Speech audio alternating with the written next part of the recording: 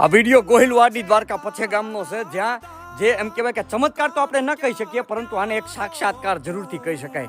કારણ કે સાહેબ અત્યારે ત્યાં નિજ મંદિરનો પ્રવેશ ઉત્સવ ચાલુ છે શ્રી કૃષ્ણ ભગવાનનો, જેણે પોતાના કૃષ્ણ ભગવાનને મુખમાંથી અર્જુનજીના હાથમાં જે મૂર્તિ આપી હતી ને એ મૂર્તિનો પ્રવેશ ઉત્સવ ચાલુ છે. ત્યારે શ્રીમદ ભાગવત સપ્તાહનું આયોજન છે ને 251 કુંડી મહાવિષ્ણુ યજ્ઞનું એક ભવ્ય આયોજન હતું આજના દિવસે. ને આજના દિવસે શ્રી લાલદાસ બાપુ ગધેથડ, જેમના હાથેથી આજે પ્રથમ આહુતિ આપવાની હતી ને આ મહાવિષ્ણુ યજ્ઞનો પ્રારંભ થવાનો હતો. સાહેબ જેવી જ એમ કહેવાય કે આહુતિનો આપવામાં આવી અને હવન ચાલુ કરવામાં આવ્યો એટલે તરત જ એમ કહેવાય કે આમ વિંટોળ્યો, જેમ શ્રી કૃષ્ણ ભગવાનના હાથમાં જે ચક્ર ફરતું હોય ને સાહેબ, એવી જ રીતે સાહેબ એ વાવાઝોડું વંટોળ્યો, જે ગોળ ગોળ ગોળ ગોળ ગોળ ગોળ ફરતો અને એમ કહેવાય કે ત્યાં લગભગ આજે 2 થી 4 લાખ માણસો જે માનવ મહેરામણ હતું સાક્ષાત્કાર કર્યો. ખરેખર દ્રશ્ય જોતા તો એટલું જરૂરથી કહીશ કે કોણ કહેશે કે આ કળિયુગની અંદર ભગવાન ન આવે. આવા સાચા સંતોના હાથે જો આહુતિ આપવામાં આવે ને સાહેબ, તો ઈશ્વરને પણ પોતાની હાજરી અને સાક્ષાત્કાર આપવો પડે.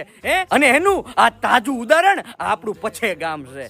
ખરેખર હું બધાને એટલું જરૂરથી કહીશ કે આ વિડીયોને બને એટલો શેર કરો અને કોમેન્ટમાં બધા લખો જય દ્વારકાધીશ, જય મુરલીધર.